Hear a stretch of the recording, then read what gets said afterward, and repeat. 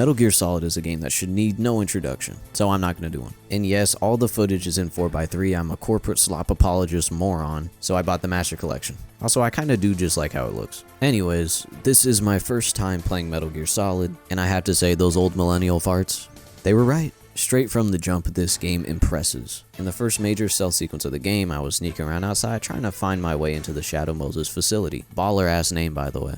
I was still finding my bearings, getting used to the systems, when a guard on patrol was alerted to something. I was nowhere near him, so what could he have possibly been spooked by? Well, he saw my footprints in the snow. Now, I haven't played every stealth game ever, but that was for sure a first, and it was pretty awesome. I found the overall gameplay in Metal Gear Solid to very much be a product of its PS1 limitations. The stealth and action systems at their core are relatively simple. They didn't blow my mind with their intricacies. Sneak around guards with cones of vision. If you get spotted, run away while the alarm cools down. Action sequences are simple, shoot the bad guys with a FAMAS. Impressive for the time maybe? I'm certainly not the one to answer that, my knees still work. But for me on their own, they weren't what got me eager to play more, I'll tell you that. The action sections especially can be a bit rough because sometimes it feels like I'm aiming with no fingers. But what kept impressing me over and over in my playthrough are the little things sprinkled into that simplicity to keep it fresh, like the guard noticing my footprints. There is a staggering amount of creative variety put into every gameplay system, but especially in the ways they try to disintegrate Snake. I'm talking random trapdoors in the floor, infrared lasers without telling me those are even a thing, putting minefields in places I'd been to that didn't have them before. Just from this, I know Kojima doesn't wash his hands. That sick bastard is probably so happy that they're covered with my blood. Just in case you haven't noticed already, I was pretty bad at this game. Like, really bad. It can't be that crazy, come on. No, Psycho Mantis scanned my save data and called me trash in a cutscene. The game used its own empirical evidence to call me ass. It was pretty cool. While I do think trial and error is too heavily involved with overcoming some of the obstacles in this game, I can't deny that even when I was getting my ass blasted, I was still having a lot of fun. Most of the time when I saw this screen, which was a lot, I was laughing or determined to get it right rather than just simply frustrated. What I like here compared to other linear, simple action-adventure type games is that MGS usually just lets you figure things out. To face a large horde of seemingly insurmountable obstacles, Snake matches it with a large arsenal of his own. Most new weapons or utility gear picked up seem pretty straightforward. Some definitely are, no doubt, like what extra shit do you think body armor really does? But then when I picked up the rocket launcher, I thought I knew what was up. This is like any other third-person shooter that I played them all. This is an RPG. Holy shit is the remote-controlled rocket from Smash Bros. I found the pistol on my own in the game world, but it had no silencer. I had to find that piece later as well. Somehow they thought aiming the sniper wasn't already bad enough, so they added crazy shake on it unless I found diaspam to pop. It's still these simple items with simple gameplay, but with these much appreciated added layers of creative flavor. With all of these tools and obstacles, the game kinda just gives them to the player. You can infer on your own what the thermal goggles do, or how to avoid mines, but almost every item has some quirks to discover under that expected surface. I have played Metal Gear Solid 3, so I've seen the evolution of this formula firsthand, and while this one certainly does not have the creative freedom to use the tools like that game does, I still do love that using the right tool for each job is up to the discretion of the player to figure out, and this is at its best, at its height for me during the boss fights.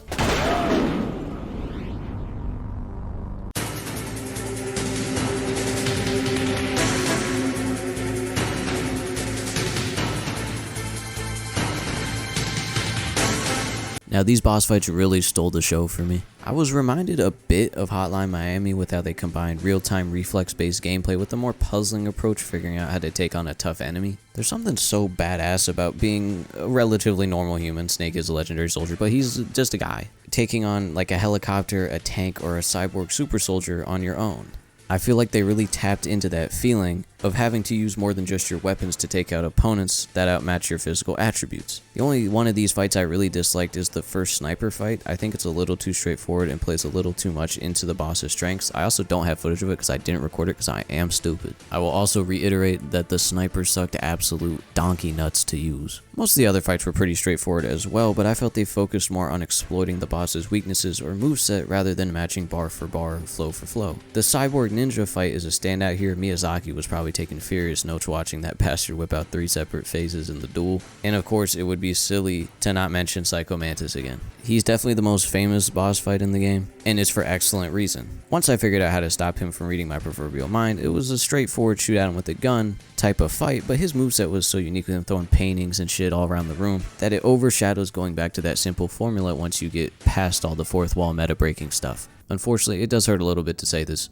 Not all of their creative ideas here form in a way that is good. It would be wrong to mention all of what I love about this game when there are two somewhat major sections that I do despise. Both involve one of the deep state's greatest weapons against gamer communities all over the world: backtracking. And I'm not talking like, oh, you just go back through some areas occasionally. No, that's pretty normal. I'm talking about halfway through the game, you have to run through the entire known map up to that point, pretty much back to back. Now, in all fairness to the game, Shadow Moses is really not that big. And I also appreciate some of the creative thought behind the madness here with adding intensity to a story moment and introducing a neat inventory mechanic that rewards your map knowledge in Disc 2. However, these reasons do not excuse making the player run through each disc in their entirety multiple times. I'm not even gonna lie to you. When the key card portion popped up in Disc 2 right before the finale, I turned the game off for the night. I couldn't handle that. One other thing I want to mention, and I think people will probably heavily disagree with this, that's fine, just my thoughts here. I thought there would be some more stealth in this game. But how can I say that when this is probably the most famous stealth game ever made? Well, let's start painting the picture. You see, one of the things I love about this game is that it keeps the action and stealth system separate. This isn't an action or stealth game, this is an action and stealth game. If I got spotted during stealth, sure I could fight back, but that would most likely end with the all too familiar game over screen with the Colonel calling me a dumbass. Action sequences usually have enemies constantly on alert, so no stealth there.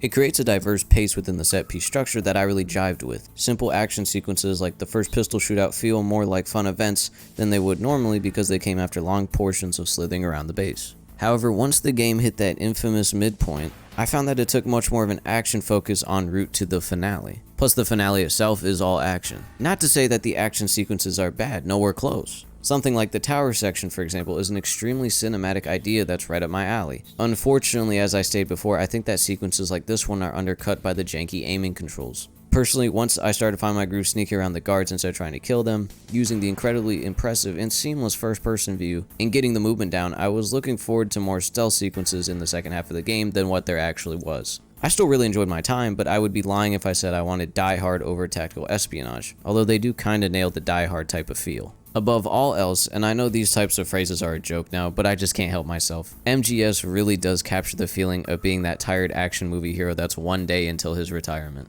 Snake can catch no breaks, and unfortunately for him, he has me on the sticks. That man is cooked no way around it. He doesn't want to be there from the jump, and he keeps getting hit with Looney Tunes bullshit for all 11 hours of game time because his creator Hideo Kojima is a sick, twisted man. We are all lucky he uses his evil powers in making silly entertainment instead of like designing bridges or something. What I'm trying to get at here is that this game is a gauntlet of intense set-piece obstacles that somehow keep ramping up the pace slowly, building the stakes from one section to the next until it all unloads during the last 2 hours. Don't make a joke there. But I'm getting a bit ahead of myself here. It's time I talked about this game's best content.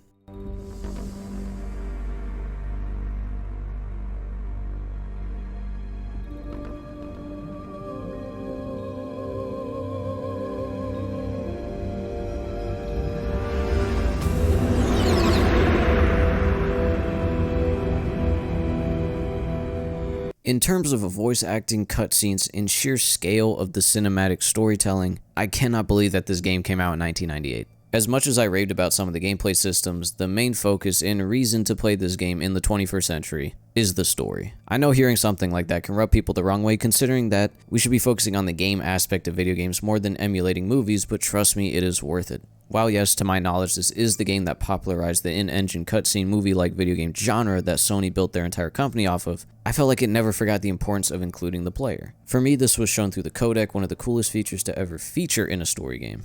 It's simple on the surface, call your allies to get gameplay tutorials or to save the game. However, being able to call most of these characters at almost any time in the story for their input or opinion is a really neat idea to me. There is so much extra dialogue for world building or character development that I missed because I wasn't calling my work wives and husbands enough. Speaking of these work wives and husbands, the game has some excellent characters. I think everyone probably knows of Solid Snake, most people know of my beloved One True Love Otacon, and I also think most gamers know Meryl. At least I did going into the game. What I want to talk about are the characters that really surprised me. I did not think the Colonel would be as interesting as he was. I love the dynamic between him and Snake as friends, as well as his kind of unknown intentions throughout. Naomi Hunter is another character that has a lot more to add to the story than I thought she would. Her arc doesn't really get good until the last stretch of the game, but it is well worth the wait for me. It's probably the best side character arc in the game. She's also voiced by Jennifer Hale, who plays Bastila and KOTOR, so she gets bonus points. Yes, you old fucks, I have KOTOR knowledge. I'm a gamer. And one thing I want to add to both of these characters is that I never actually met them in the game. They are interacted with solely through the codec, and it's crazy to me how these characters never technically show up in the game, and they had this much impact on my overall story experience. Although I would say no one has more plot impact than Snake. No, not that one. The evil British one. Liquid Snake definitely stole the show for me. He's charismatic, expertly voice acted, and a well-written foil for our Snake. A great blend of kinda sympathetic, but you still absolutely hate his goddamn guts. The fact I wanted to kill this chiseled British bastard so bad helped make the finale 10 times better. One negative here though, I didn't find the other villains in Snake's rogues gallery to be nearly as interesting. Now I do think it is mainly due to just pure screen time with them not being around enough for me to get really invested into them. They have some well-written emotional crescendos at the end of their fights, and while I did like the themes, the characters themselves didn't do a whole lot for me. Okay, fine, I'll talk about the lame Snake. Just kidding, please don't end my life with blunt force weapons. I just expected a badass soldier guy with a tough exterior but a secret heart of gold, and that is exactly what he is, but he has to kind of learn how to unlock that heart of gold. The part I like the most is him actually learning that there is more to himself than just being a killer. That's where I think the thematic elements from the bosses really work in the story. To have Snake see these discarded and forgotten super soldiers seek to be more than what they were nurtured to be. It may be too late for them, but is it too late for Snake as well? Can love bloom on a battlefield? Is Otacon an S-tier video game best bro? Does this game have enough concrete evidence to prove Hideo Kojima is chronically horny? Psycho Mantis. This plot is batshit insane, there's no other way to put it. I love how they kind of lure you in with the first 40 minutes. It seems like a somewhat by-the-book military stealth game. Then I met this guy in the prison cell and all hell breaks loose. Before I dive deeper about how much I love the main plot thread build-up here, I do want to bring attention to one somewhat minor issue I have. You can call me a soy boy or a stupid libtard all you want for this, but I think some of the writing concerning Meryl is a bit juvenile and outdated. I know I didn't talk about her much before. It's just a bit strange for me because on one hand I think she is actually a pretty well-written character with an interesting arc, and on the other, I think they objectify her a little bit too much for my taste. It was never nearly enough for me though to ever say this game is outright sexist. I think it's just a product of the time it was made and who it was made for. It just comes off as a bit childish and a bit down bad, nothing more than that. It's not nearly a big enough issue for me, but I think it's important to mention because I know for some folks out there it can be a big deal. We got more than just greasy gamer boys out here now, we got greasy gamers of all identities. Also, I do think it's important to mention because it shows that in some of these old games, gameplay isn't the only thing that can be outdated. Not Otacon though, he's perfect. You are my sunshine, my only sunshine. Alright, back to imminent nuclear annihilation. Metal Gear Solid is a masterful, slow buildup of conspiracies, mysteries, and random silly bullshit. Just when I thought I was maybe getting a grasp of what certain characters wanted or who they were, the game just keeps throwing curveballs. It's pretty much one big unfolding government conspiracy rather than just telling a military situation with cool action. I mentioned in my last Final Fantasy VII Remake video that I love stories that seem genuine to the world they take place in, and this is no different. Shameless plug, I know, it's tough out here. There is a lot, and I mean a lot of silly nonsense in this game, but it is all still treated seriously by the characters living within its universe. Snake can't believe it himself sometimes. Cyborg Ninja, what the hell, but hey, I gotta save the world, right? I think it just adds to the fun of it all. Like, yeah, this is a stupid homage to 80s action movies, but it can still make the way for serious thematic elements like the treatment of soldiers, the danger of nuclear weapons in our modern world, and if we are defined by our upbringing without feeling like tonal whiplash. I would also like to say it's nice to play a military-themed game that had something actually important to talk about. I know this really isn't under the umbrella of like Call of Duty shooters,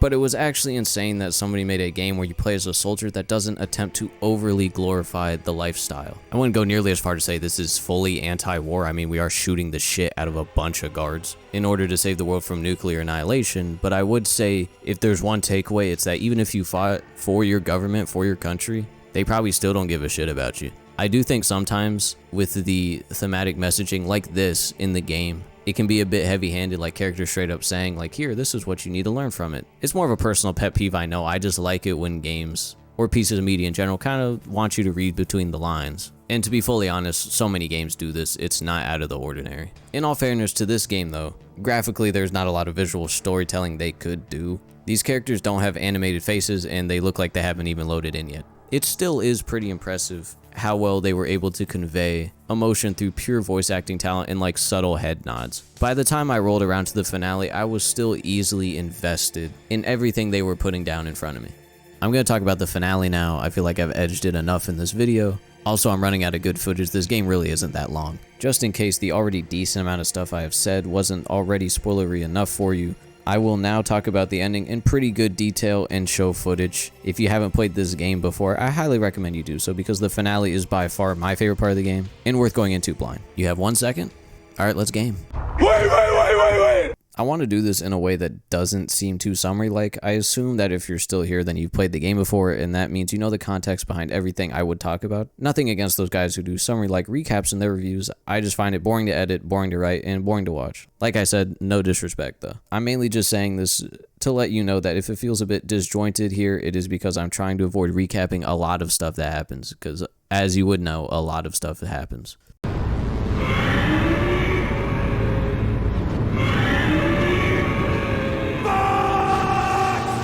So what made the finale different for me when it came to the mostly action-oriented gameplay approach? Well, it is a boss rush against that chiseled British D-bag. I mean, come on now.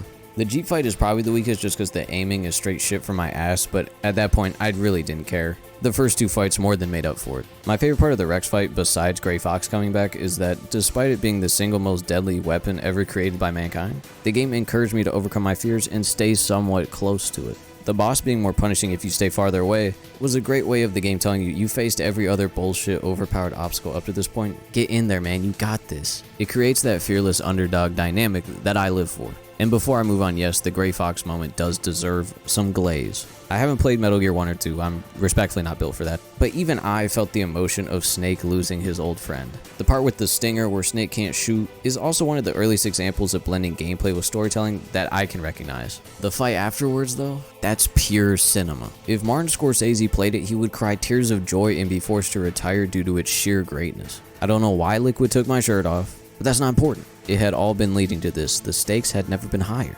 Amidst the smoldering wreckage of Rex, stripped of my entire arsenal, face to face with my test tube twin brother, all of the failure, all of the deaths, all of the assness of the previous 10 hours had been preparing me for this fight. And I beat the straight piss out of that boy.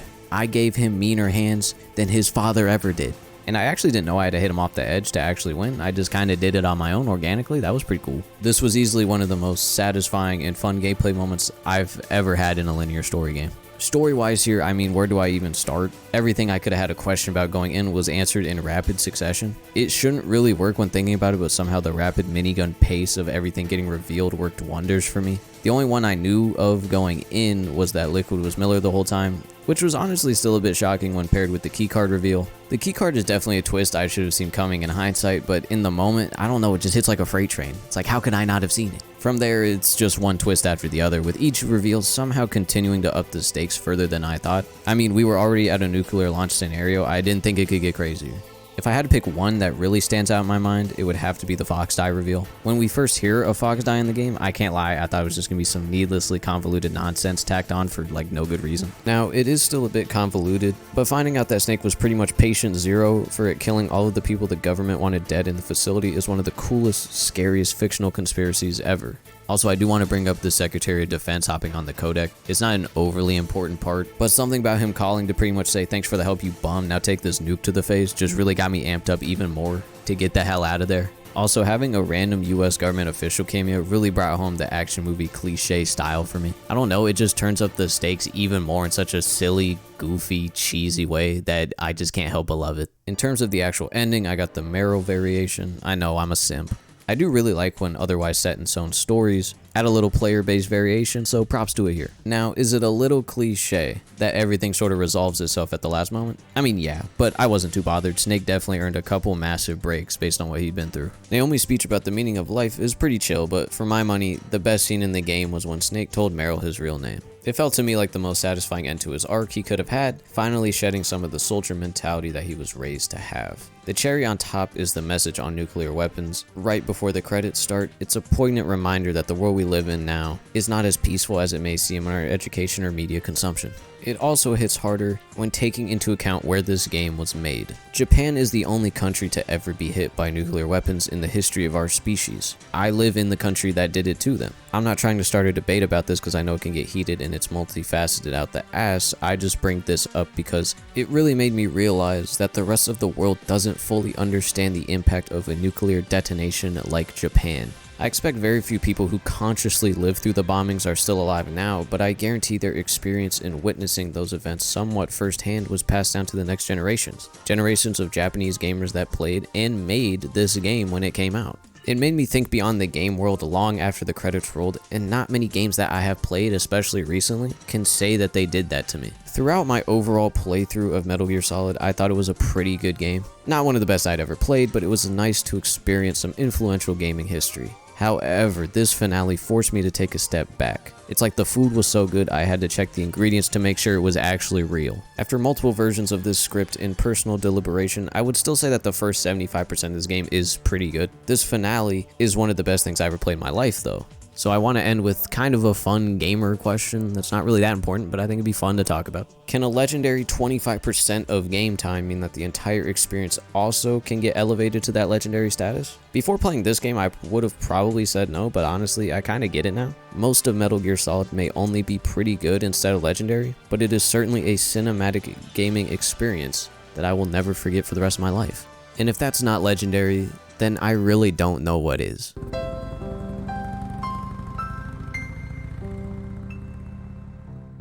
I've waited a long time for this day.